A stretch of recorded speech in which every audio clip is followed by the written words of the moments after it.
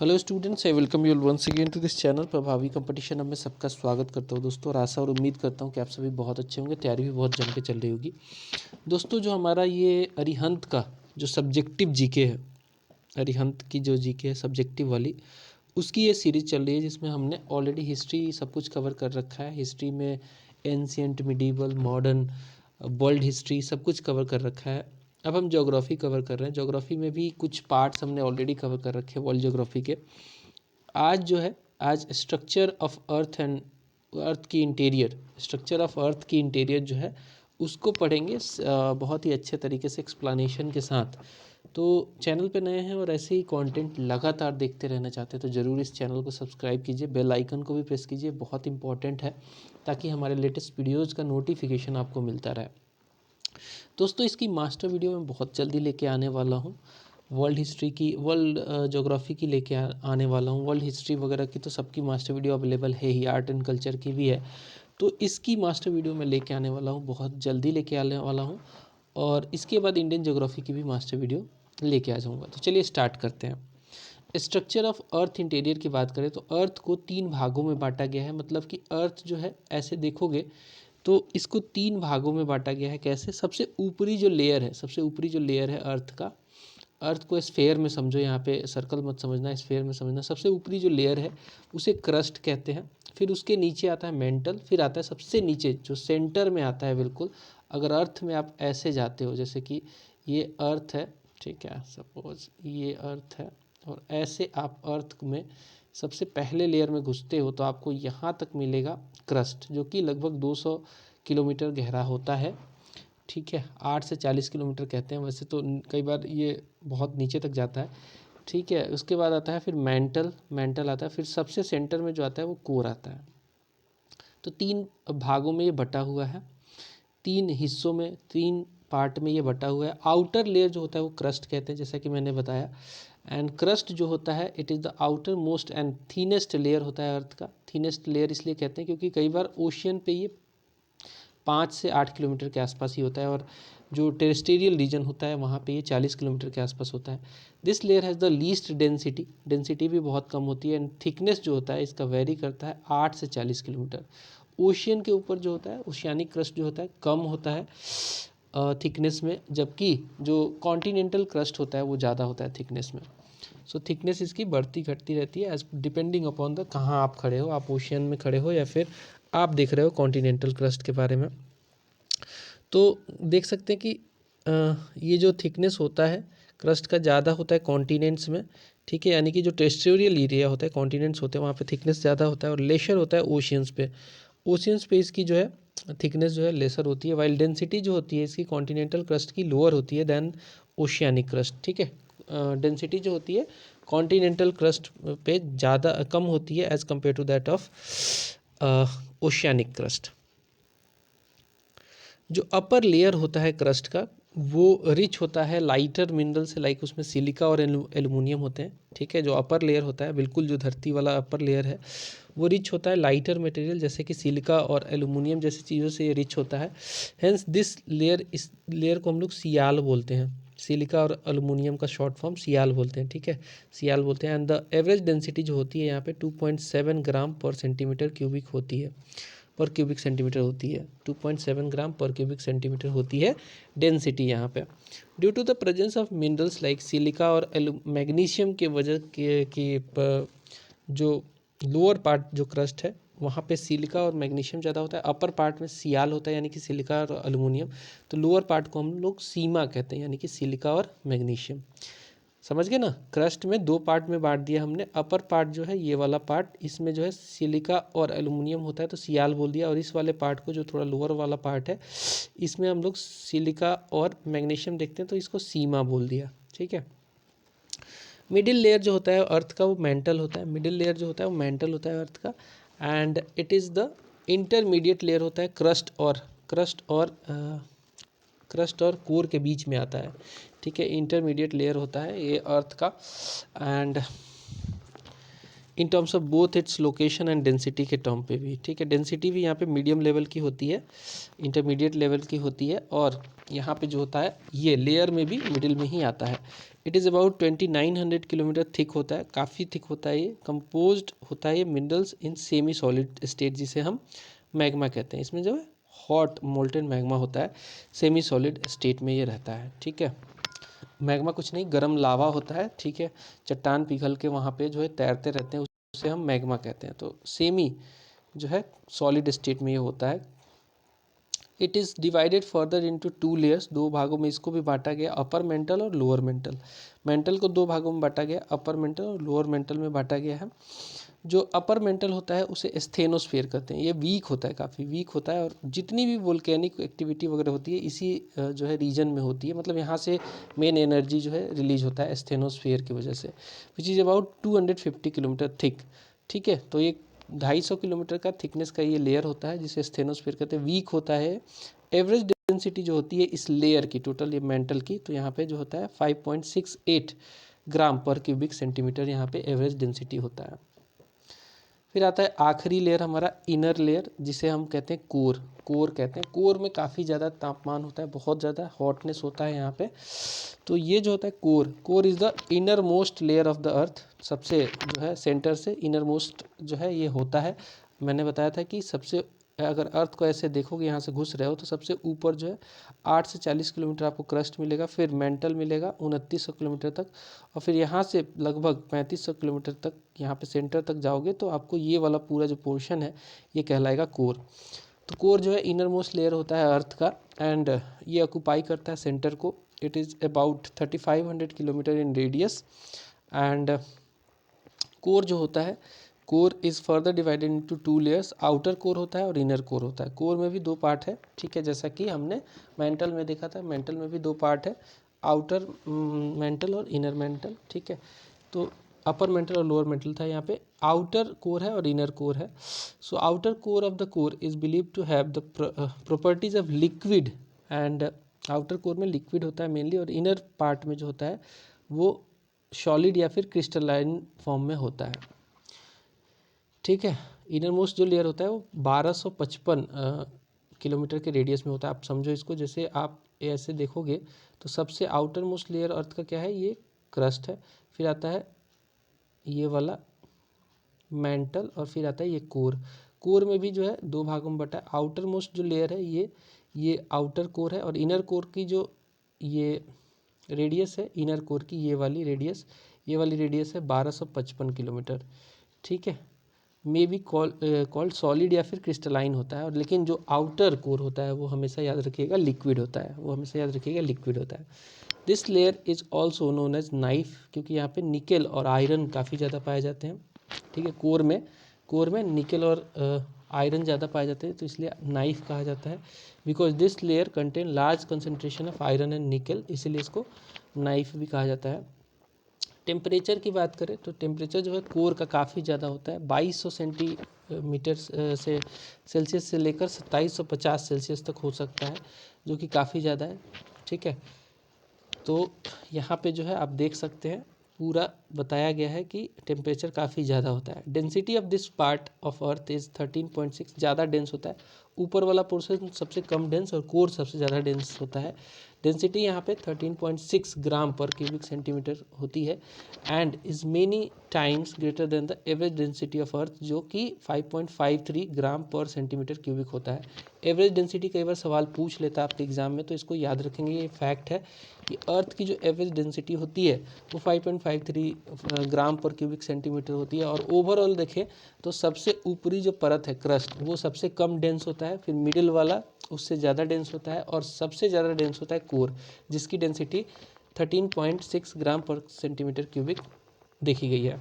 ये आप देख सकते हैं, अगर आप अर्थ का एक पार्ट अगर निकालोगे तो यहाँ पे देख सकते हो कि ये मान लो कि ये आपको सेंटर हो गया अर्थ का।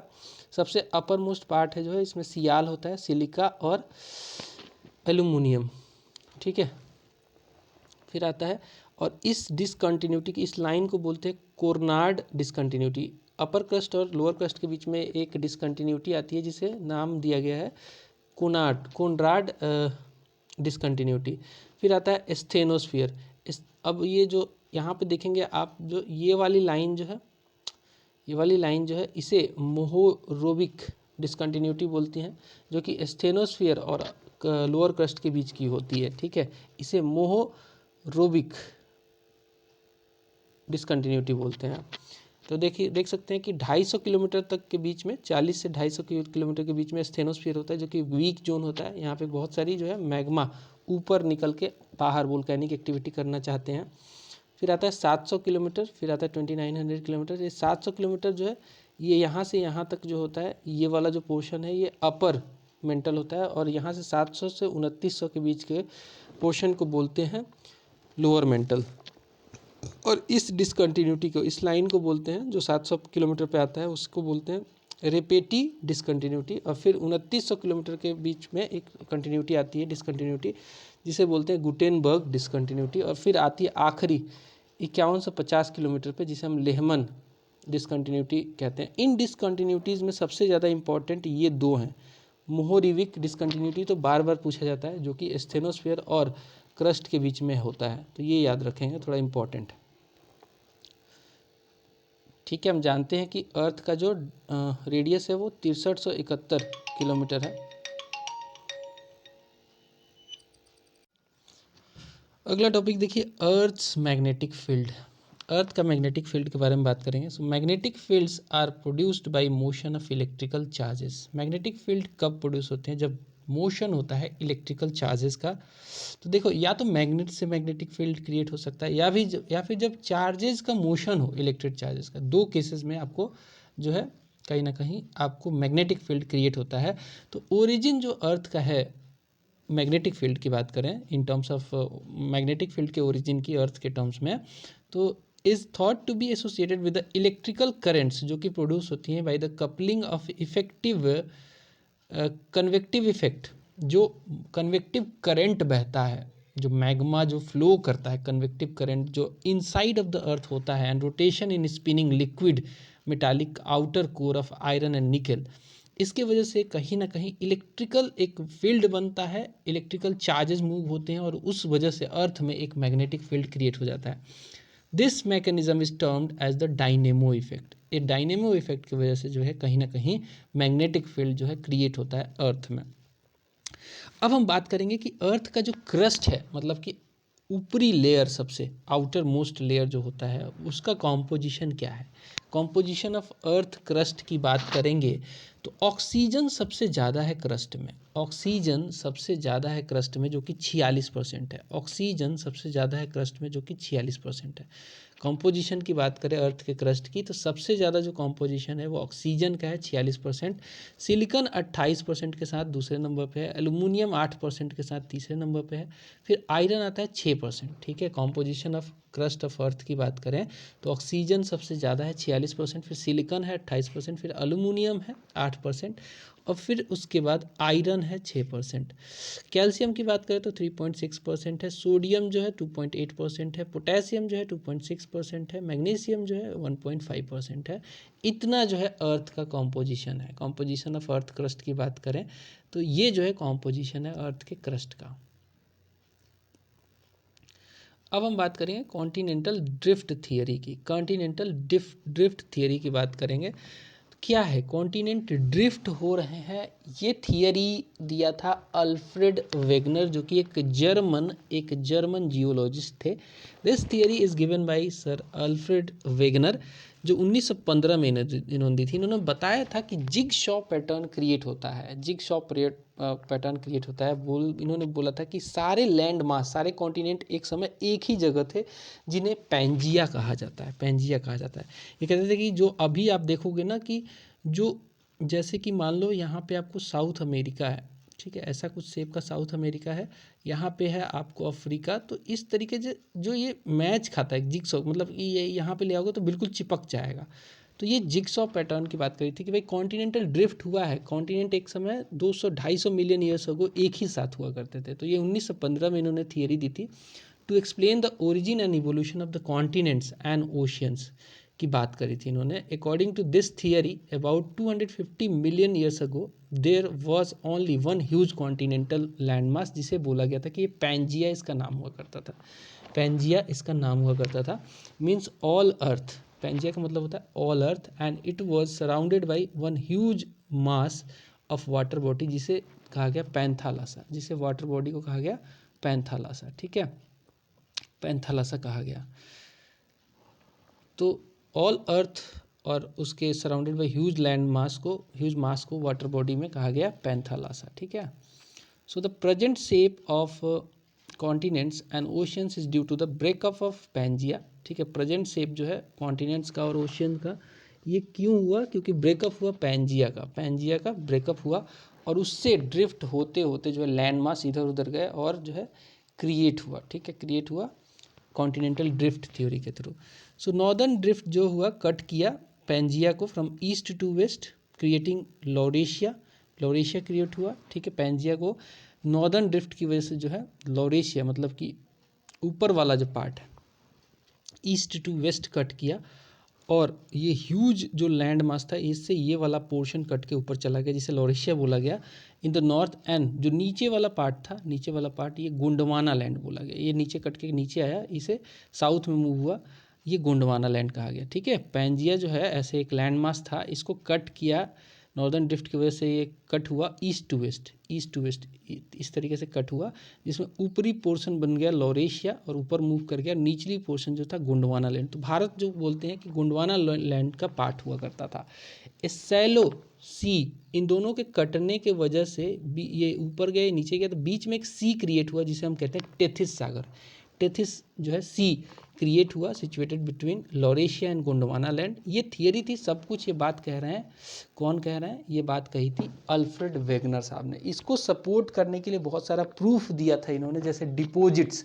इन्होंने कहा था कि एग्जैक्टली जब घाना के कोस्ट पे देखोगे तो घाना के कोस्ट पे जो प्लेसर डिपॉजिट है वो सेम मिलेगा आपको, कहीं ना कहीं साउथ अमेरिकन पोर्शन से मिलता जुलता।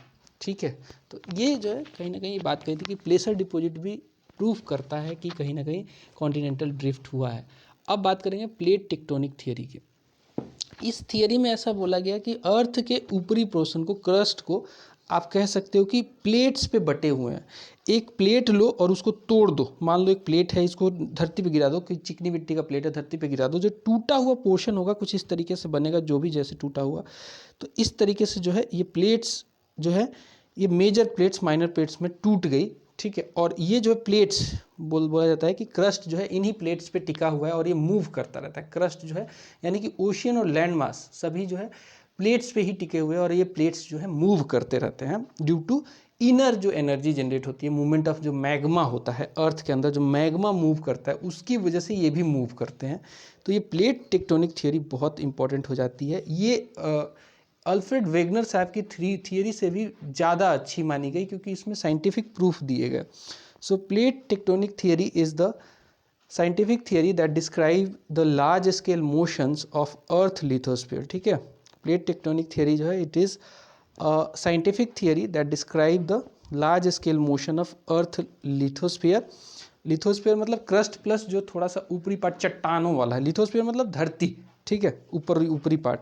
The theory of plate tectonics states that the lithosphere is divided into several rigid segments which include both oceanic and continental crust. तो ये प्लेट में खाली आप लैंड मास को मत देखना, खाली आप ये मत सोचना कि इसमें खाली जो है कॉन्टिनेंटल मास है, ऐसा नहीं, ओशियानिक मास भी इसी पे है। ठीक है, और ये मूव करता है, बहुत स्लो मूव करता है बट करता है।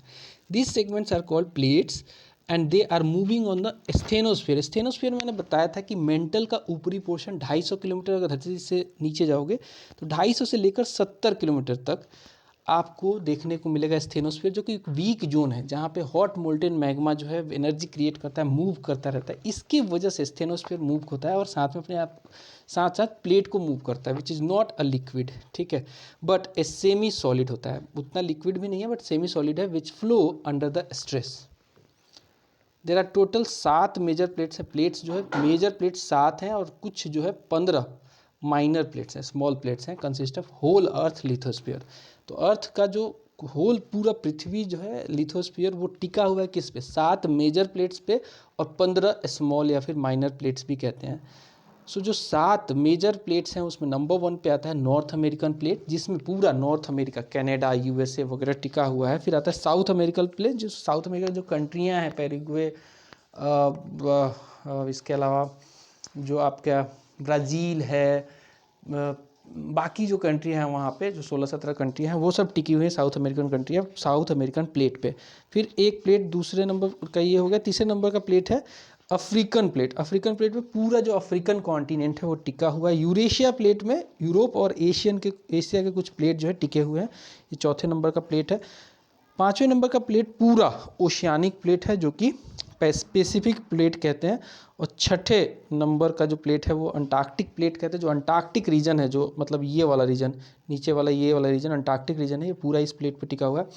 इंडो ऑस्ट्रेलियन प्लेट जो है ये 7वें नंबर का प्लेट है। टोटल 7 जो है मेजर प्लेट्स हैं, 7 मेजर प्लेट्स हैं और 15 जो है माइनर प्लेट्स हैं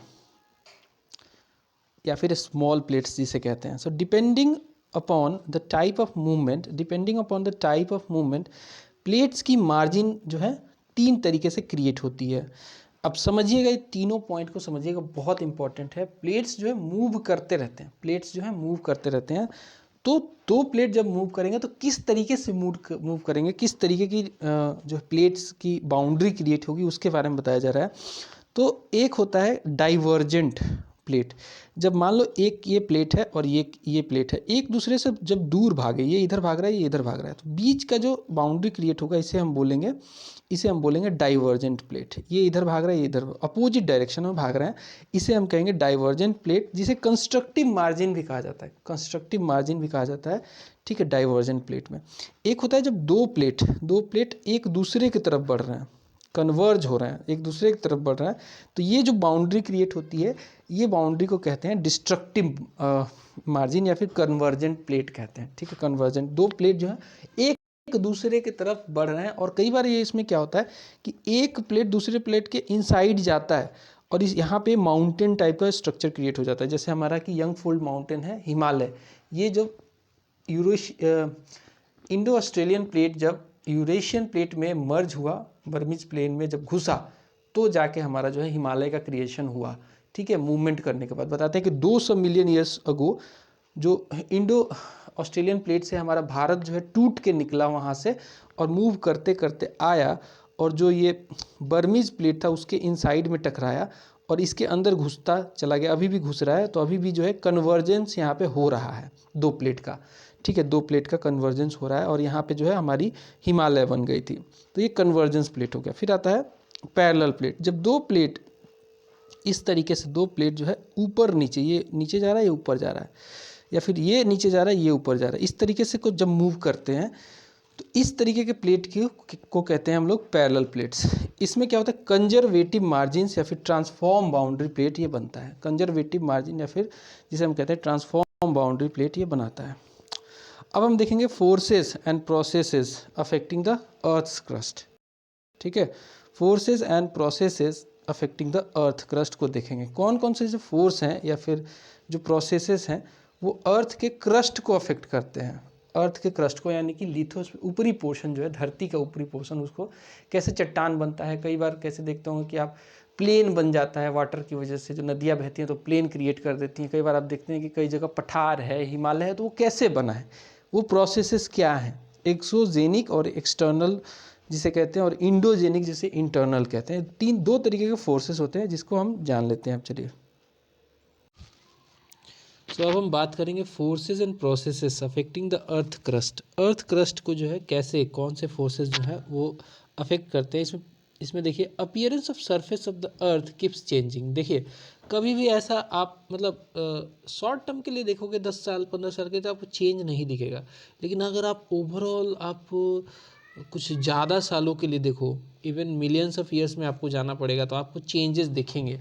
आपको मतलब जैसी अभी धरती दिख रही है ऐसी 1 मिलियन या फिर 10 मिलियन 200 मिलियन ईयर्स पहले नहीं हुआ करती थी। सब कुछ चेंज था। तो over a period of time जो अर्थ का क्रस्ट है वो लगातार चेंज होता रहा है, और इन चेंजेस के 2 ही तरीके के फोर्स हैं जो कि काम करते हैं, इन चेंजेस को इंड्यूस करते हैं, लेके आते हैं। उसमें नंबर 1 फोर्स है एक्सोजेनिक, जिसे हम एक्सटर्नल फोर्सेस कहते हैं, दूसरा आता है इंडोजेनिक, जिसे हम इंटरनल फोर्सेस कहते हैं। तो एक्सोजेनिक जेनेटिक जो फोर्सेस है उसमें बहुत सारे चीज़ काम करती हैं। ये मेनली विदरिंग और इरोजन का काम करती है। जैसे कि विंड है, विंड एक एजेंट है, एक्सोजेनिक है। एक्सोजेनेटिक है मतलब कि बाहरी फोर्स है। विंड बहता है और एक जगह से धरती के मिट्टी को उड़ा के दूसरे जगह ले जाता है, तो वहाँ पे डिप्रेशन क्रिएट करता है। ऐसा लगातार प्रोसेस चलता रहे, कई बार विंड की वजह से जो है चट्टान टूटने लगते हैं धीरे धीरे, आपको पता नहीं चलेगा बट चट्टानों का इरोजन हो रहा है विंड की वजह से। आइस है, विंड है, हीट है, तमाम चीज़ें हैं। So the forces occurring on the surface of the earth are called external और एक्सोजेनेटिक फोर्स कहते हैं। विदरिंग और इरोजन का ये काम करते हैं। ये दो तरीके के एग्जाम्पल जो हैं एक्सटर्नल फोर्सेस के एग्जाम्पल्स हैं। जैसे कि विदरिंग के बारे में अगर बात करूँ तो विदरिंग क्या है? किसी चीज़ का टूटना। विदरिंग क्या है? किसी चीज़ का डिसइंटीग्रेशन होना, डीकम्पोजिशन होना। सो it is a process of disintegration, मतलब टूट रहा है, डीकम्पोज हो रहा है। रॉक्स में मेनली होता है। It is the process of disintegration और decomposition of rocks in situ, मतलब जहाँ पे रॉक है वहीं पे हो रहा है। इन सिटू, इन सिटू का मतलब है जहाँ पे रॉक है वहीं पे हो रहा है। By natural agents, these agents can be anything. हो सकता है कि उसमें आपका वाटर है, एयर हो सकता है। So there are 3 types of weathering. Weathering के 3 प्रकार होते हैं, 3 टाइप्स होते हैं। नंबर 1 टाइप है इसका फिजिकल विदरिंग। नंबर 1 टाइप है इसका फिजिकल विदरिंग, जहाँ पे आपको फिजिकली जो है पहाड़ टूटते हुए दिखेगा। फिजिकली जो है पहाड़ आपको टूटते हुए दिखेगा, उसे हम फिजिकल विदरिंग कहते हैं, जिसे हम मैकेनिकल विदरिंग भी कहते हैं। It involves rock disintegration, rock टूटता है इसमें without any change in the chemical constituent of the rock. Rock टूट रहा है बट उसके केमिकल कॉम्पोजिशन में कोई चेंज नहीं आ रहा है। इस तरीके की चीज़ों को जब फिजिकली टूट रहा है भाई, तो फिजिकल विदरिंग कहेंगे। केमिकल विदरिंग में क्या होगा? रॉक जो है it involves the decomposition due to chemical changes. Chemical changes की वजह से डिकम्पोजिशन हो रहा है, उसे हम कहेंगे chemical weathering. There are various chemical processes जैसे which cause chemical weathering, such as solution है। आप देखते हो कि सॉल्यूशन में क्या होता है? वाटर का यूज होता है, ऑक्सीडेशन हो जाए, कार्बोनेशन हो जाए, हाइड्रेशन हो जाए, हाइड्रोलिसिस हो जाए, चिलेशन हो जाए, ये सब जो है केमिकल विदरिंग के टाइप्स हैं। तीसरा आता है कोई बायो, मतलब लाइफ की वजह से चेंज आए। लाइफ की वजह से चेंज का मतलब ये है कि कई बार आप बैक्टीरिया वगैरह देखोगे कि एक्टिव हो जाता है और वो जो है उस विदरिंग वगैरह का कारण बनता है। तो बायोलॉजिकल विदरिंग भी होता है, बायोलॉजिकल विदरिंग भी होता है। बायोलॉजिकल विदरिंग में क्या होता है? It is mainly controlled by plants and animals. कौन कंट्रोल करता है इसको? Mainly it is controlled by plant and animals and human beings. ठीक है, plant and animals and human beings इसको कंट्रोल करता है। ठीक है, उस तरीके की विदरिंग को हम कहते हैं बायोलॉजिकल विदरिंग। उस तरीके की विदरिंग को हम कहते हैं biological withering. So it is divided into 3 types. 3 तरीके के इसके टाइप्स होते हैं। ठीक है, बायोलॉजिकल विदरिंग के 3 तरीके के टाइप्स होते हैं। इसमें होता है एक फॉनल विदरिंग, दूसरा होता है फ्लोरल विदरिंग और तीसरा होता है एंथ्रोपोजेनिक। एंथ्रोपोजेनिक मतलब आदमी द्वारा इंड्यूस्ड विदरिंग बोलते हैं। तो बायो आपको हर जगह, फौना मतलब होता ही है, फौना मतलब होता ही है क्या? फौना मतलब होता है एनिमल कैटेगरी। ठीक है, जानवर।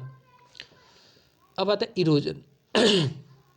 हमने देख लिया विदरिंग क्या है, अब देखते हैं इरोजन के बारे में। So it involves removal of rock material and their transportation. होता है क्या कि कई बार आप हवा देखते हो ना, हवा चलती है तो इरोजन का कारण बनती है। हवा क्या करेगी भाई? हवा बहेगी तेज़ी से तो एक जगह से जो है रेत उड़ा के दूसरी जगह ले जाएगी, तो ट्रांसपोर्टेशन का भी काम करती है। पानी भी सीट इरोजन आपने सुना होगा कि भाई बाढ़ आ गया और जो ज़मीन थी उसका बहुत सारा मिट्टी काट के ले गया, ऐसे से सुनते हैं हम। तो इस तरीके के ट्रांसपोर्टेशन का भी काम करते हैं नेचुरल एजेंट। सो इसमें क्या होता है? It involves removal of rock material and their transportation too. Erosion is perform by mobile agent such as rivers, move करता रहता है, मोबाइल एजेंट बोलते हैं। पानी तो बहता ही रहता है। स्ट्रीम्स हो गए, विंड्स हो गए, वेव्स हो गए, अंडरग्राउंड वाटर भी ये काम करता है। तो अब हम देखेंगे इंडोजेनेटिक या फिर इंटरनल फोर्सेस। हमने एक्सोजेनेटिक देख लिया, इंडोजेनेटिक की बात करेंगे। तो इंडोजेनेटिक, इंडो का मतलब होता है इंटरनल, इंडोजेनेटिक फोर्सेस जो काम करते हैं इंटरनल फोर्सेस भी कहेंगे। So the forces originating in the interior of the earth, earth में भी बहुत सारा उथल पुथल चलता रहता है। अर्थ में हम जानते हैं कि हॉट मोल्टेन मैग्मा जो है मूव करता रहता है, करंट बहती रहती है, ठीक है। हम जानते हैं कि अर्थ के अंदर जो है हॉट मोल्टेन मैग्मा है, जो कि कुछ नहीं मिनरल्स का पिघला हुआ फॉर्म है, क्योंकि काफ़ी ज़्यादा टेम्परेचर होता है inside of the earth. So the forces originating in interior of the earth are called internal or the endogenetic forces. These forces are of two types, दो तरीके के होते हैं। एक तो होता है कैटास्ट्रोफिक फोर्स, मतलब कि तोड़ फोड़ करने वाला फोर्स होता है, जैसे कि अर्थक्वेक का आना। अर्थक्वेक आएगा तो तहस नहस करता है, बहुत सारी चीज़ें टूटती हैं, धरती टूट जाती है। वोल्केनो भी फटता है, ठीक है। तो ये हो गया आपको कैटास्ट्रोफिक फोर्स। तो कैटास्ट्रोफिक या फिर सडन इंडोजेनेटिक जो फोर्सेज होती हैं, they are result of long periods of preparation deep within the earth. अब इस टर्म का मतलब ये है कि देखिए इतनी जल्दी ये नहीं आता है, कैटास्ट्रोफिक फोर्स इतनी जल्दी काम नहीं करता, धीरे धीरे कहीं एनर्जी क्रिएट होती है, कोई बाउंड्री मूव कर रही है, प्लेट्स मूव कर रही हैं due to the hot molten magma के करंट की वजह से। तो धीरे धीरे वहाँ पे जो है दरार आती है, दरार एक फोर्स का काम करती है, फोर्स जो है एनर्जी रिलीज करती है, एक चट्टान दूसरे से टकराता है और बहुत बड़ा जो है भूकंप आ जाता है। तो ये जो है लॉन्ग पीरियड ऑफ टाइम्स के प्रिपरेशन की वजह से होता है और एक सडन इफेक्ट होता है। However their cumulative effect on earth surface are quick and sudden. अब ये तैयार बहुत सालों से हो सकता है, हो रहा है, लेकिन जब ये हो गया तो इसका अर्थ सरफेस पे जो इफेक्ट रहेगा वो बहुत ही क्यूमुलेटिव होगा और बहुत ही क्विक होगा, बहुत सडन और क्विक जो है इफेक्ट आता है। अर्थक्वेक आएगा तो आपको विद इन मिनट आपको बहुत सारा तबाही देखने को मिल जाएगा। वोल्केनोज अर्थक्वेक इसके सडन जो है इंडोजेनिक फोर्स हैं। ये आपके एग्जाम्पल्स के तौर पे दो जो है मैंने बता दिया, वोल्केनो और अर्थक्वेक सडन इंडोजेनेटिक फोर्सेस हैं। कैटास्ट्रोफिक देख लिया हमने, अब देखते हैं डायस्ट्रोफिक। डायस्ट्रोफिक फोर्सेस में क्या होता है, क्रिएशन होता है। Diastrophic forces include both vertical and horizontal movement. Vertical and horizontal movement होता है। They are caused due to the forces deep within the earth. Forces क्या है deep within the earth, जो hot molten magma जो है जो move करता है करंट के फॉर्म में, वही है मेन, वही है जो डीप इनसाइड द अर्थ होता है, जो कि मूव करता रहता है, उसकी वजह से प्लेट मूव करते हैं और डायस्ट्रोफिक फोर्स क्रिएट करता है। डायस्ट्रोफिक में क्या था, there are two types of diastrophic forces.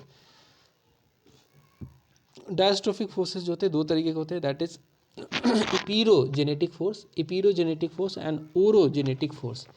तो इपीरोजेनेटिक फोर्स क्या होता है, these are vertical movement, it causes upliftment and subsidence of the continental masses through upward movement. इसमें क्या होता है कि दो प्लेट आया ऐसे क्लोज आया, दो प्लेट है, मान लो एक प्लेट नंबर 1 है, प्लेट नंबर 2 है, दो प्लेट आया क्लोज आ गया, एक प्लेट दूसरे के नीचे जाएगा, यही होता है जनरली, एक प्लेट दूसरे के नीचे जाएगा तो क्या होगा, ये पार्ट जो होगा जहाँ पे जा रहा है नीचे, वो या तो अपलिफ्ट होगा ये वाला पोर्शन, और कुछ पोर्शन जो है डाउन पे भी जाएगा, सबसिस्टेंस भी होता है। तो ये कॉन्टिनेंटल मास जो है कुछ अंदर जा रहा है, कुछ ऊपर उठ रहा है, इस तरीके की फोर्सेस को हम लोग कहते हैं इपीरोजेनेटिक फोर्स। ओरोजेनेटिक फोर्स क्या होता है, ओरोजेनेटिक फोर्स जो होता है, it is the movement cause due to the endogenetic forces working in horizontal movement. दो प्लेट इस तरीके से काम कर रहे हैं, एक दूसरे को रगड़ खा के जा रहा है, एक ऊपर जा रहा है मान लो, एक नीचे जा रहा है, तो इस तरीके हॉरिजॉन्टल मूवमेंट की वजह से होता है। When it operates in opposite direction it is called tensional forces.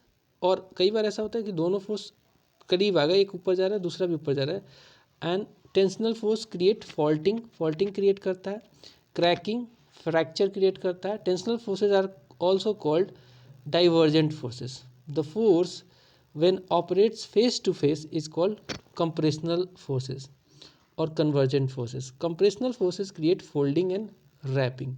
तो इस तरीके से आपको देख रहे हैं ओरोजेनेटिक फोर्स होता है और इपीरोजेनेटिक फोर्स होता है, दो तरीके के फोर्सेस होते हैं। अब हम थोड़ा सा और डीप में जाते हैं और हम जो कैटास्ट्रोफिक में दो फोर्सेस देखे गए थे, एक तो वोल्केनो, दूसरा अर्थक्वेक, तो उसमें से अर्थक्वेक को डिस्कस करते हैं।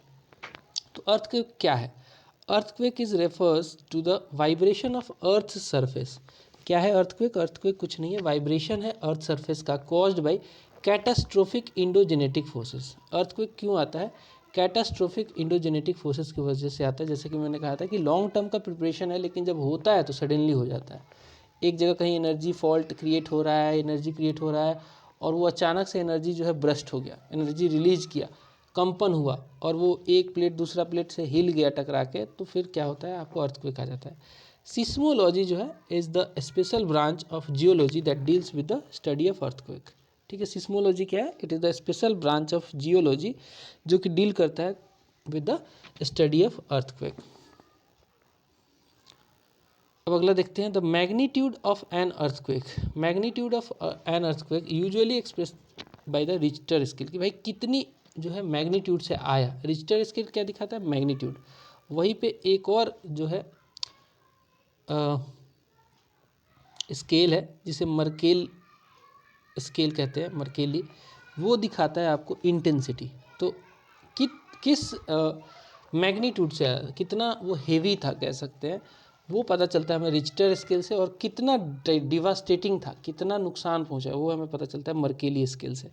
तो यहाँ पे हम मैग्नीट्यूड की बात करें, जैसे बोलते हैं ना कि 7.2 मैग्नीट्यूड का था, ऐसे था। 9 मैग्नीट्यूड का तो बहुत खतरनाक होता है। तो मैग्नीट्यूड दिखाता है Richter scale. It is measure of amplitude of seismic wave. जो सिस्मिक वेव आता है इस तरीके का, एम्पलीट्यूड क्या होता है, ये वाला पोर्शन, ये जो हाइट होती है जो इसका क्रस्ट है, क्रेस्ट जो बोलते हैं, यहाँ से इस लेवल से क्रेस्ट की ऊंचाई को मैग्नीट्यूड बोलते हैं। जितना ऊंचा होगा उतना ही जो है खतरनाक होता है।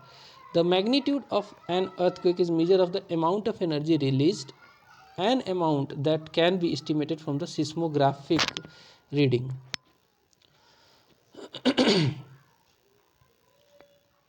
अब चलिए हम बात करते हैं प्लेस ऑफ ओरिजिन की। तो प्लेस ऑफ ओरिजिन की बात करें, जो अर्थक्वेक आता है जिस जहाँ पे वो उसका ओरिजिन होता है उसे फोकस कहते हैं। और the place on ground surface which is perpendicular to the focus और हाइपोसेंटर इज कॉल्ड एपिसेंटर। इसको आप डायग्राम से समझिए। मान लीजिए ये अर्थ है, अर्थ में कहीं पे समवेयर यहाँ पे एनर्जी रिलीज हुई जिसे हम फोकस कहेंगे, ठीक है, अंदर हुई है, धरती के अंदर हुई है। अब इसी के ऊपर जस्ट धरती पे आ जाओ, ये अंदर हुई है, धरती के अंदर हुई है, समवेयर ऐसे हुई है अंदर। अब इसी के ऊपर वाला जो पॉइंट होगा जस्ट धरती पे ऊपर जो पॉइंट होगा उसे हम क्या बोलेंगे, एपिसेंटर बोलेंगे।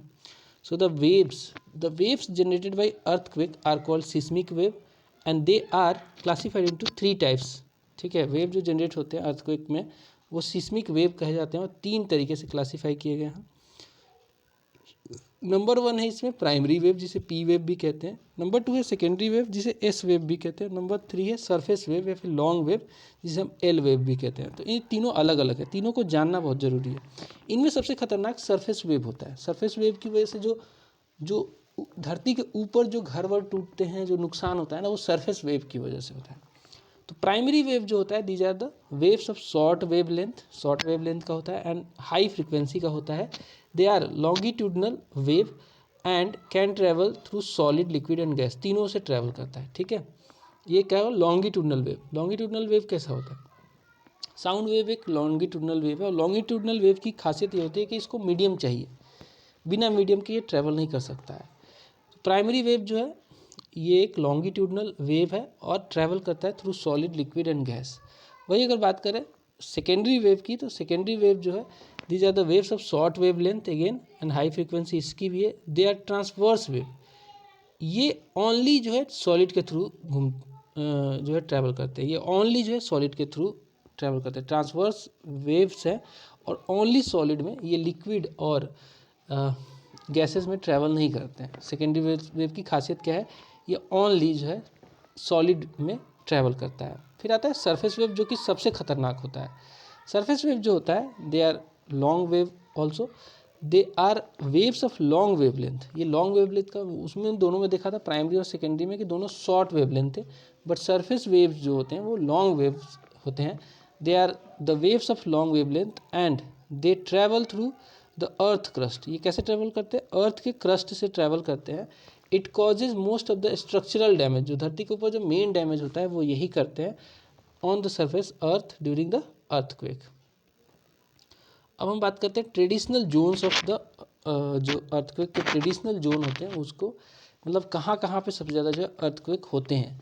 तो एक तो सरकम पैसिफिक बेल्ट है जो कि आपको पैसिफिक ओशियन में ये होता है, ये पूरे बेल्ट में, जिसे हम देखते हैं यहाँ पे वोल्केनो काफ़ी एक्टिव रहता है और अर्थक्वेक भी खूब आते हैं। मिड कॉन्टिनेंटल बेल्ट पे भी काफ़ी ज़्यादा होता है, mid continental belt and mid Atlantic belt पे भी काफ़ी ज़्यादा ये अर्थक्वेक देखे जाते हैं। अब हम आगे बढ़ेंगे और कुछ और देख लेते हैं। शैडो जोन के बारे में डिस्कस करते हैं। शैडो जोन ये अर्थक्वेक से ही रिलेटेड है, शैडो जोन, ठीक है। तो देखिए शैडो जोन क्या होता है। शैडो जोन ये वाला जो जोन है, ये वाले जोन को दोनों तरफ, ये वाले जोन को शैडो जोन होते हैं। इसमें ना पी वेव ट्रैवल करता है ना एस वेव ट्रैवल करता है, ठीक है। पी वेव जो है, सॉरी, पी वेव की ही कॉन्टेक्स्ट में होता है शैडो जोन। पी वेव जो है इस पार्टिकुलर 103 डिग्री से लेकर 143 डिग्री के बीच में ये ट्रैवल नहीं करता है, ठीक है। 103 डिग्री से लेकर 143 डिग्री में ये ट्रैवल नहीं करता है। इस जो पार्टिकुलर जोन को हम लोग शैडो जोन कहते हैं। यहाँ पे कोई डायरेक्ट पापा वेव जो है, प्राइमरी वेव ट्रैवल नहीं करता है, जो कि एक लॉन्गिट्यूडनल वेव होता है, ये ट्रैवल नहीं करता है, ठीक है, ट्रैवल नहीं करता है। ये पार्टिकुलर जोन को शैडो जोन कहा जाता है।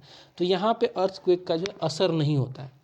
मान लीजिए कि ये ईपी सेंटर था 0 डिग्री, ईपी सेंटर था 0 डिग्री, समझिए बात को। ईपी सेंटर 0 डिग्री था, यहाँ पे जो है एनर्जी जो थी क्रिएट हुई थी, फोकस यहाँ पे था, मान लो यहाँ पे था नीचे, और ये ईपी सेंटर इसके जस्ट ऊपर हो गया। तो ये यहाँ पे एनर्जी जो जनरेट हुई और यहाँ पे जो है ईपी सेंटर बना, और ये ट्रैवल करता है। यहाँ पे पापा वेव कैसे ट्रैवल करेगा, ऐसे ट्रैवल करेगा, ऐसे ट्रैवल करेगा, ऐसे ट्रैवल, पूरा ट्रैवल करेगा, ये पूरा ट्रैवल करेगा। बट ये जो जोन है 103 डिग्री से 143 डिग्री, इसमें नहीं ट्रैवल करता है, साइंटिफिकली इसमें नहीं ट्रैवल करता है, और इस रीजन को हम लोग बोलते हैं शैडो जोन। अब आएगा वोल्केनिज्म। तो बात करेंगे हम वोल्केनिज्म की। तो वोल्केनिज्म जो है, volcanism includes all phenomena connected with the movement of heated material from the interior towards the surface of the earth. होता क्या है, वोल्केनो कब जनरेट होता है। देखिए होता क्या है कि हम जानते हैं कि हमारे अर्थ के जो मेंटल पार्ट है या फिर कोर पार्ट है, उसमें हॉट मोल्टेन मैग्मा होता है। हॉट मोल्टेन मैग्मा बोलते हैं इसको, लावा के फॉर्म में ये होता है जब बाहर निकलता है तब। ये हॉट मोल्टेन मैग्मा इतना गर्म होता है, और ये मैग्मा ऊपर आना चाहता है।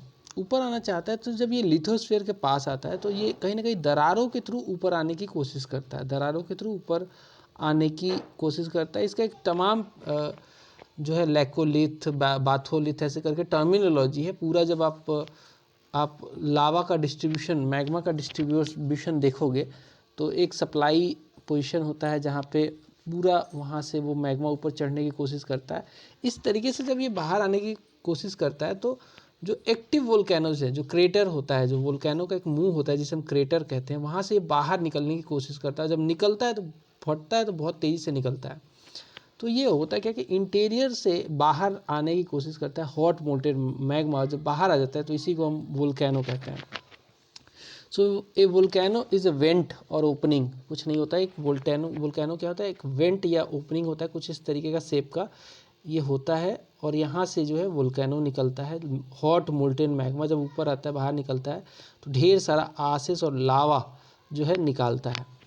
तो ये वोल्केनो क्या है, एक वेंट होता है और ओपनिंग होता है through which heated molten materials consisting of gases, water, liquid lava, जो fragments of rocks are ejected from the highly heated and melted interior to the surface of the earth। तो volcano आपको समझ में आया कि हमारे अर्थ के अंदर जो मोल्टेन मैग्मा है, काफ़ी गर्म होता है, बाहर आता है तो साथ में बहुत सारे गैसेस, वाटर, लिक्विड, लावा, ये सब फ्रैगमेंट ऑफ रॉक्स लेके आता है।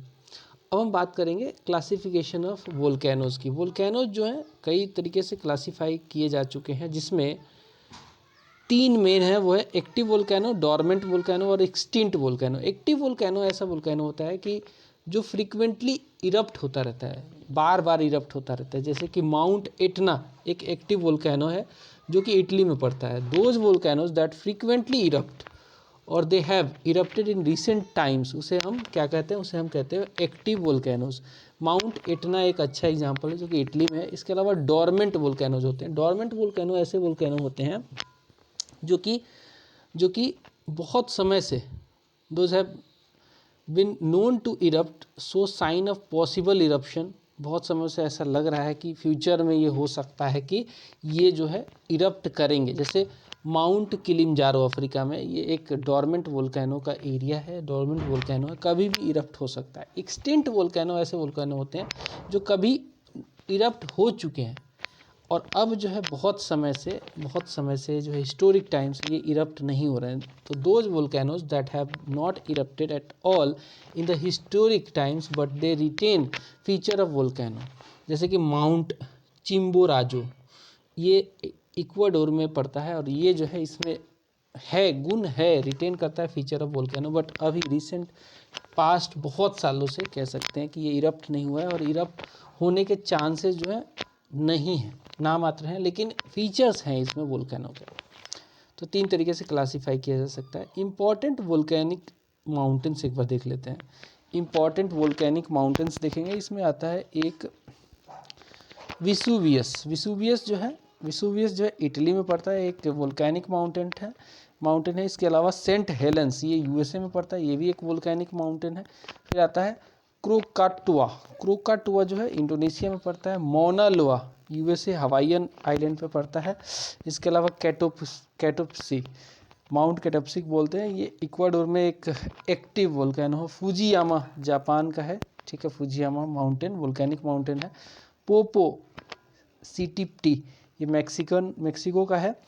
ओजस डेल सलादो ये चिली अर्जेंटीना में पड़ता है। तो अब हम बात करेंगे रॉक्स के बारे में चर्चा करेंगे। तो रॉक्स जो होते हैं वो कैसे क्लास डिफाइन किए जाते हैं, आप एक बार देख लो। So a rock can be defined as an aggregate of one or more minerals, ठीक है। रॉक क्या होता है, एक या एक से ज़्यादा मिनरल्स का एग्रीगेट होता है, found on the surface of earth, ठीक है। सरफेस ऑफ अर्थ पे आपको रॉक देखने को मिलेगा। रॉक में भी हार्ड भी हो सकता है, सॉफ्ट हो सकता है और कई सारे कलर्स में हो सकता है, बहुत सारे कलर्स में हो सकता है, ठीक है। बहुत सारे कलर्स में भी रॉक हो सकता है। तो रॉक कुछ नहीं है, rock is defined as the aggregate of one or more minerals found on the surface of the earth. Rock में भी हार्ड, सॉफ्ट और वेराइटी ऑफ कलर्स उसके हो सकते हैं। Rocks are classified in 3 main types depending on the process of their formation के हिसाब से, उसके जैसे फॉर्म हुआ है उसके फॉर्मेशन के प्रोसेस के हिसाब से देखें तो रॉक्स को 3 मेन टाइप्स में बांटा गया है। वो है नंबर 1 इग्नियस रॉक, ऐसे हिंदी में बोला जाए तो आग्नेयी चट्टान बोलते हैं, जो कि हॉट मोल्टेन मैग्मा की वजह से बनता है। इसका मतलब जो है काफ़ी स्ट्रॉन्ग होता है इग्नियस। फिर आता है सेडिमेंट्री, जो कि सेडिमेंट्स के डिपोजिट्स से बनता है। सेडिमेंट्री रॉक्स जो होते हैं वो सेडिमेंट्स के डिपोजिशन से बनते हैं। मेटामॉर्फिक रॉक ऐसे होते हैं जो कि इग्नियस से सेडिमेंट्री बना, सेडिमेंट्री से फिर फाइनली इग्नियस बना। ऐसे जो मेटामॉर्फिक मतलब रूप चेंज करके जो बन रहा है उसे मेटामॉर्फिक रॉक कहते हैं। 3 कैटेगरी में बांटा गया है, इग्नियस, सेडिमेंट्री और मेटामॉर्फिक, ये 3 कैटेगरी है, ठीक है। आगे बढ़ेंगे तो सबसे पहले हम इग्नियस रॉक के बारे में डिस्कस करते हैं। इग्नियस रॉक जो होते हैं they are form due to the cooling, solidification and crystallization of hot molten magma, ठीक है। होता क्या है कि हम देखते हैं कि हमारे अर्थ में बहुत सारा जो पार्ट है इंटरनल अर्थ में जैसे जाओगे तो टेम्परेचर बहुत हाई हो जाता है। तो जो मोल्टेन मैग्मा है वो मूव करता रहता है। वो मोल्टेन मैग्मा कई बार ऊपर आने की कोशिश करता है, ऊपर आके फिर वो कई बार धरती से बाहर आ जाता है, कई बार धरती के अंदर भी फॉर्म हो जाता है। तो इंट्रूसिव और एक्सट्रूसिव फॉर्म आएगा आगे पढ़ने को। जो धरती से बाहर आ जाता है उसे एक्सट्रूसिव बोलते हैं। जो धरती के अंदर ही जो रॉक बन जाता है उसे इंट्रूसिव रॉक कहते हैं, ठीक है। तो इग्नियस रॉक क्या होता है कि हॉट जो मोल्टेन मैग्मा है धरती के इनसाइड वाला, वो कई बार बाहर आके रॉक बना देता है, कई बार धरती के अंदर ही बन जाता है। So they are known as the primary rock as all the others rocks are. Primary rock इसे इसलिए कहते हैं क्योंकि बाकी जो रॉक बनते हैं वो इग्नियस रॉक से ही बनते हैं इनडायरेक्टली। इनके वीदरिंग, इनके टूटने से मेटामॉर्फिज्म बनता है। सेडिमेंट्स के फॉर्म में टूट के डिपोजिट होने लगेगा तो सेडिमेंट्री रॉक बन जाता है। They are hard, granular and crystalline rocks होते हैं ये। दे आर हार्ड, ग्रेनुलर होते हैं और क्रिस्टलाइन रॉक्स होते हैं। Less affected by chemical withering, इनको केमिकल विदरिंग का बहुत ज़्यादा असर नहीं होता है क्योंकि ये खुद में बहुत स्ट्रॉन्ग चट्टान होते हैं, प्राइमरी चट्टान है, ठीक है। आगे बढ़ेंगे, इग्नियस हो गया, अब देखते हैं सेडिमेंट्री रॉक के बारे में। इग्नियस के एक और पॉइंट है, कहता है कि more over it does not have any fossil, इसमें कोई फोजिल डिपॉजिट नहीं होता। फोजिल मतलब वो चीज़ होता है कि भाई कोई जीव जंतु मर गया तो उसको बहुत सालों तक एक प्रोसेस में दबा रहा तो उसमें फोजिल बन जाता है। तो they have not any fossil और does not form any strata और लेयर ऑफ लावा। एग्जाम्पल के तौर पे इग्नियस रॉक की बात करें तो ग्रेनाइट एक अच्छा एग्जाम्पल है इग्नियस रॉक का, बसाल्ट एक अच्छा एग्जाम्पल है इग्नियस रॉक का।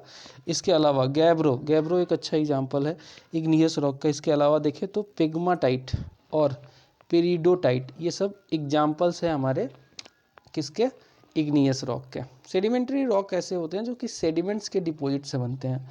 रॉक साइकिल में होता रहता है, रॉक कभी इग्नियस रॉक से विदर होके सेडिमेंट्री बनता है, कभी मेटामॉर्फिक बनता है। So it is formed due to the aggregation and compaction of sediments. Sediments क्या होता है, मिट्टी, ठीक है, एग्रीगेशन और एक जगह जमा होगी, कॉम्पैक्शन होगा, स्ट्रॉन्ग बन जाएगा तो रॉक बन जाते हैं। दे डिराइव फ्रॉम ओल्डर रॉक और dead remains of plants and animals and contain fossil of plants also. Fossils of plants भी इसमें रहते हैं, फोजिल्स इसमें पाए जाते हैं, ठीक है। इग्नियस रॉक में फोजिल्स नहीं पाए जाते हैं। So sedimentary rocks can be classified on the basis of nature of sediments, किस तरीके का उसमें सेडिमेंट है उसके हिसाब से जो है इसको क्लासीफाई किया गया है। मैकेनिकली, केमिकली और ऑर्गेनिकली फॉर्म्ड रॉक्स के तरीके से भी इन्हें डिफाइन किया जा सकता है। तो ये देखिए रॉक साइकिल है, कैसे रॉक जो है रूप बदलता रहता है, कैसे रॉक एक इग्नियस रॉक है, फिर वो विदर होके विदरिंग एंड इरोजन की वजह से, विदरिंग एंड इरोजन मैंने बताया था कि विदरिंग तीन तरीके से होता है, फिजिकल विदरिंग होता है, केमिकल विदरिंग होता है और बायोलॉजिकल विदरिंग होता है। इसके अलावा इरोजन बताया था कि हवा, पानी, बर्फ़ वगैरह एजेंट बन के तोड़ते हैं पहाड़ों को, तो ये टूटता है तो सेडिमेंट बनता है और सेडिमेंट फिर से डिपॉजिट होकर कंपैक्शन होकर फिर रॉक बन जाता है जिसे सेडिमेंट्री रॉक कहते हैं। और फिर ये सेडिमेंट्री रॉक जो है मेटामॉर्फिक रॉक बन जाता है, फिर ये नीचे चला जाता है धरती के अंदर, फिर ये इतना गर्म जगह जाता है साइकिल की वजह से कई बार, और ये जाके फिर हॉट मोल्टेन मैग्मा बन जाता है। तो इस तरीके से जो है साइकिल है चलता रहता है। तो देखिए हॉट मोल्टेन मैग्मा जो है इंट्रूजन या फिर एक्सट्रूजन की वजह से इग्नियस रॉक बनता है। इंट्रूजन मैंने बताया था कि जब इंट्रूजन और इरप्शन की वजह से बनता है, जब इंट्रूजन होता है तो जो धरती के अंदर ही बन जाता है रॉक, इग्नियस रॉक। इरप्शन होगा तो बाहर आके बनेगा, तो मैग्मा की वजह से इग्नियस रॉक बना, इग्नियस रॉक का विदरिंग या फिर इरोजन हुआ तो सेडिमेंट्री रॉक बना, सेडिमेंट्री रॉक से ये फिर से हीट और कंपैक्शन की वजह से मेटामॉर्फिक रॉक बन गया, और फिर मेटामॉर्फिक रॉक जब ब्यूरियल और एक्सट्रीम हीट के अंदर जाता है, जब फिर से धरती में धंसता है प्लेट टेक्टोनिक के मूवमेंट की वजह से, तो ये फिर से हॉट मोल्टेन मैग्मा में कन्वर्ट हो जाता है। इस तरीके से जो है रॉक साइकिल चलता रहता है। अब हम बात करेंगे मेटामॉर्फिक रॉक की। तो मेटामॉर्फिक रॉक की बात करें तो मेटामॉर्फिक रॉक जो होता है सेडिमेंट्री रॉक के रूप बदलने की वजह से होता है। These are the changed form of igneous and sedimentary rock.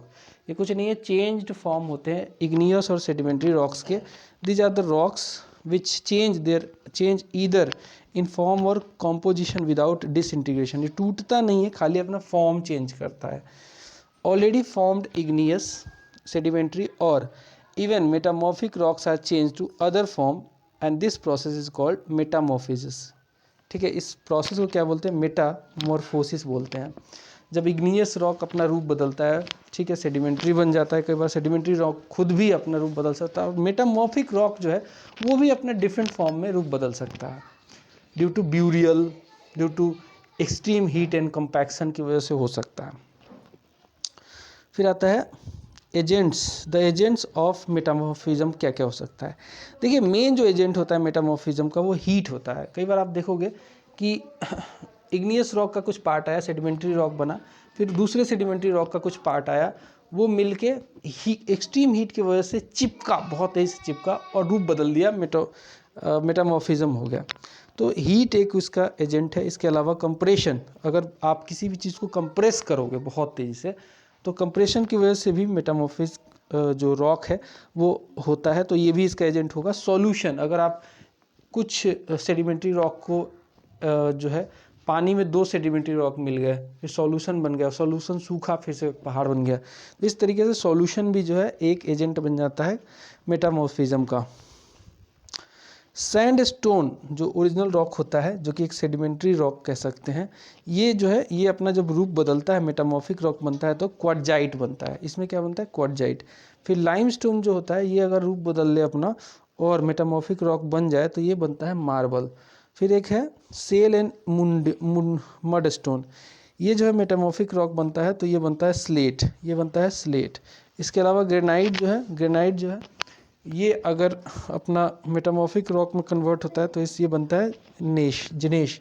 फिर आता है कोल, कोल जब अपना मेटामॉर्फिक रॉक बनता है तो ये डायमंड बन जाता है। और क्ले, क्ले जो है मेटामॉर्फिक जब रॉक बनता है तो ये स्लेट बनता है।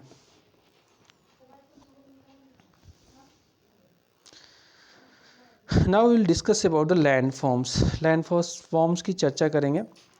सो लैंड फॉर्म में, लैंड फॉर्म डिफरेंट तरीके के हो सकते हैं। प्लेन हो सकता है, ठीक है, प्लेन हो सकता है, हिल हो सकता है, माउंटेन हो सकता है, प्लेटू हो सकता है।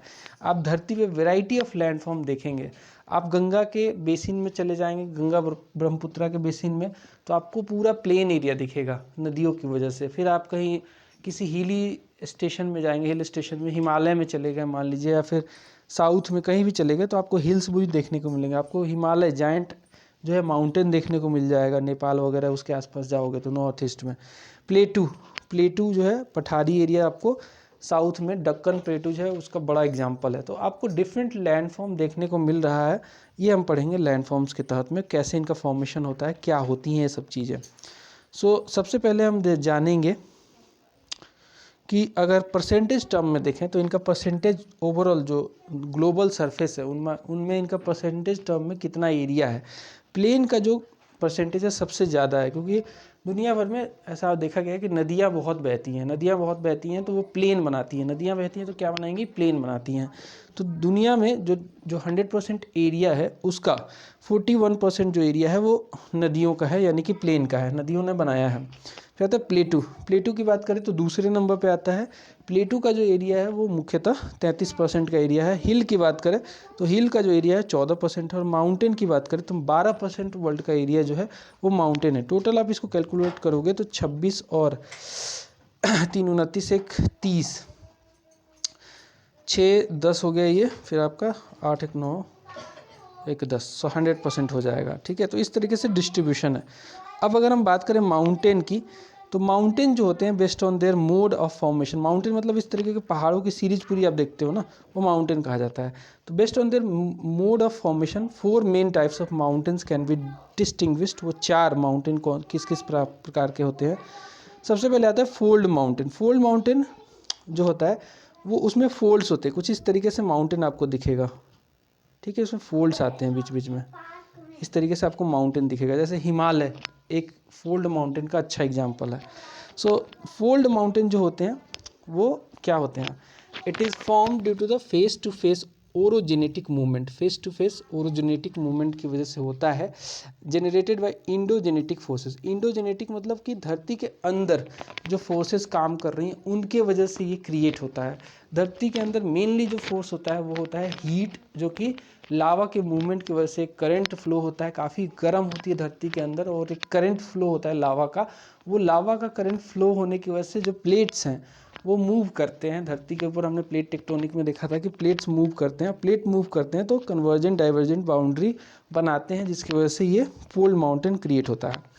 तो इसके अच्छे एग्जाम्पल क्या क्या हैं, हिमालय एक अच्छा एग्जाम्पल है फोल्ड माउंटेन का, अल्प्स, एंडीज और रॉकीज, एटलस वगैरह जो है हिमालय। ये याद रखना पड़ेगा आपको, क्योंकि एग्जाम में यही सब पूछ लेता है कि इनमें से कौन सा फोल्ड माउंटेन नहीं है या है। तो आपको पता होना चाहिए कि फोल्ड माउंटेन कौन कौन से हैं। हिमालयज हमारा फोल्ड माउंटेन है, खासकर यंग फोल्ड माउंटेन की कैटेगरी में आता है। अल्प्स जो है एक फोल्ड माउंटेन है। इसके अलावा एंडीज एक फोल्ड माउंटेन है, रॉकीज एक फोल्ड माउंटेन है, एटलस भी एक फोल्ड माउंटेन है। अब इनकी भी 2 कैटेगरी हैं, एक तो है यंग जिसे हम न्यू फोल्ड माउंटेन भी कहते हैं, यंग फोल्ड कह लो, न्यू फोल्ड कह लो, ये एक कैटेगरी है। दूसरी है ओल्ड फोल्ड माउंटेन की। तो यंग फोल्ड माउंटेन जो होते हैं उनका एग्जिस्टेंस जो है वो कॉन्टिनेंटल ड्रिफ्ट थियरी, जो कॉन्टिनेंटल ड्रिफ्ट और प्लेट मूवमेंट हुए हैं उनकी वजह से हुआ है। कॉन्टिनेंटल जो ड्रिफ्ट हुआ है, जो कि अल्फ्रेड वेगनर साहब ने भी बताया था, प्लेट टेक्टोनिक में भी हमने देखा था कि कॉन्टिनेंट्स मूव किए हैं। जो शुरू में पैंजिया करके था, एक पूरा लैंड मास एक ही जगह था, फिर वो ईस्ट टू वेस्ट कटा, और जो यूरेशिया है, जो लॉरेशिया था ऊपर चला गया और गोंडवाना लैंड नीचे गया साउथ में। तो ये जो कॉन्टिनेंटल ड्रिफ्ट और प्लेट टेक्टोनिक की थियरी है, उसके बाद जो ये माउंटेन बने हैं वो हिमालयस हैं, यंग फोल्ड माउंटेन कहे जाते हैं, जैसे एंडीज़ है, रॉकीज़ है, अल्प्स है।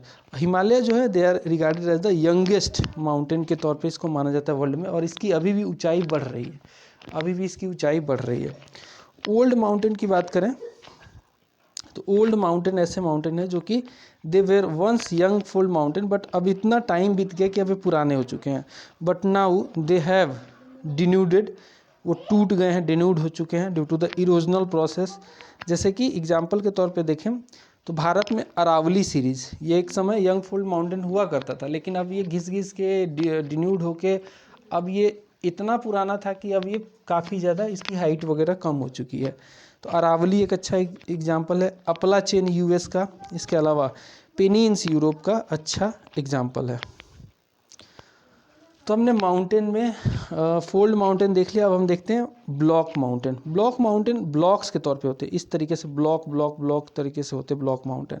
सो ब्लॉक माउंटेन जो होते हैं, it is formed when the great block of earth crust may be raised or lowered due to tectonic activity. Plate tectonic activity वही एक्टिविटी है जो कि प्लेट्स जो मूव करते रहते हैं उसकी वजह से एक बड़ा कोई ग्रेट ब्लॉक जो है अर्थ के क्रस्ट का वो ऊपर आ गया, रेज हो गया, या फिर नीचे चला गया। ऊपर आ गया, ये मान लो ऊपर आ गया, फिर नीचे चला गया, तो एक नीचे जाएगा तो दो ऐसे ही ऊपर आपको दिखेंगे। तो इस तरीके के माउंटेन को हम क्या कहते हैं, ब्लॉक माउंटेन कहते हैं। The land between the two parallel faults either rises forming block mountain और हॉस्ट और subsides into depression termed as rift valley और ग्रेवन भी इसको बोलते हैं। एग्जाम्पल के तौर पे आप विंध्यन जो रेंज है, विंध्या, सतपुड़ा मध्य प्रदेश में, ये सब ब्लॉक माउंटेन के एग्जाम्पल्स हैं। और इसके अलावा वोस्जेस जो फ्रांस में पड़ता है, ये भी एक ब्लॉक माउंटेन का एग्जाम्पल है। इसके अलावा ब्लैक फॉरेस्ट जो जर्मनी का है, थ्रू विच राइन रिवर फ्लो, ये भी एक ब्लॉक माउंटेन का एग्जाम्पल है। अब हम बात करेंगे वोल्केनिक माउंटेन्स की। कुछ माउंटेन्स बनते हैं वो वोल्केनो की वजह से बनते हैं, वोल्केनो की वजह से, यानी कि जब वोल्केनो फटता है तो वो डिपॉजिट होते होते होते होते इस ये क्रेटर बन जाता है, यहाँ से डिपॉजिट होता रहता है और इस तरीके से बहुत ऊंचा ये माउंटेन बन जाता है। तो कुछ माउंटेन वोल्केनिक एक्टिविटीज़ से बनते हैं, उन्हें हम वोल्केनिक माउंटेन्स भी कहते हैं। So they are form due to the accumulation of volcanic material, जो हॉट मोल्टेन मैग्मा होता है, लावा के तौर पे ऊपर आता है और पूरा फ्लो करता है। They are also called mountains of accumulation, क्योंकि उसमें लावा डिपॉजिट होता रहता है। इस तरीके से ये इधर से लावा गिरता रहेगा और डिपॉजिट होता रहेगा और इसकी ऊंचाई बढ़ती रहेगी। एग्जाम्पल्स के तौर पे माउंट फूजी जो कि जापान में है, एक वोल्केनिक माउंटेन है। माउंट कैटोपक्सी एंडीज़ में पड़ता है, ये भी एक अच्छा एग्जाम्पल है वोल्केनिक माउंटेन का। इसके अलावा वेसुवियस इटना इटली वाला, माउंट मेयोन फिलीपींस का, ये सब वोल्केनिक माउंटेन के एग्जाम्पल्स हैं।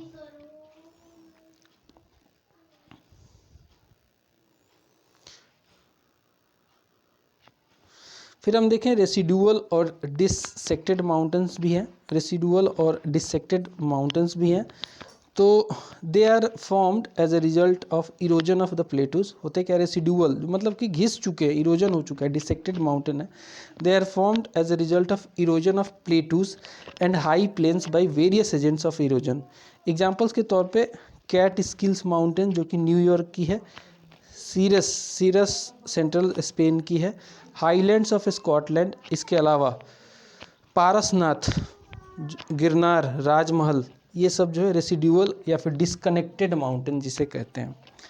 रहता है मेजर माउंटेन रेंजेस भारत में देखें या विश्व में देखें, भारत में नहीं, मेजर माउंटेन रेंजेस अगर विश्व में देखें तो एंडीज़ का लोकेशन कहाँ है, साउथ अमेरिका में, और इसका लेंथ जो है 7200 किलोमीटर है। तो ये याद रखेंगे लोकेशन कहाँ पे है, लोकेशन जानना बहुत ज़रूरी है, इंपॉर्टेंट है, सवाल पूछ देगा तो आपको पता होना चाहिए। एंडीज़ जो रेंज है इसका लोकेशन है साउथ अमेरिका और लेंथ है इसका 7200 किलोमीटर। हिमालयाज़, काराकोरम और हिंदू कुश जो रेंज है वो उनका लोकेशन है साउथ सेंट्रल एशिया में और इनका लेंथ जो है 5000 किलोमीटर है। रॉकीज़ जो है, रॉकीज़ नॉर्थ अमेरिका के में पड़ते हैं और इनका लेंथ जो है 4800 किलोमीटर है। ग्रेट डिवाइडिंग रेंज जो है ये ईस्ट ऑस्ट्रेलिया में पड़ता है और इसका लेंथ जो है 3600 किलोमीटर है। एटलस जो है ये नॉर्थ वेस्ट अफ्रीका में पड़ते हैं, 1930 किलोमीटर इनका लेंथ है।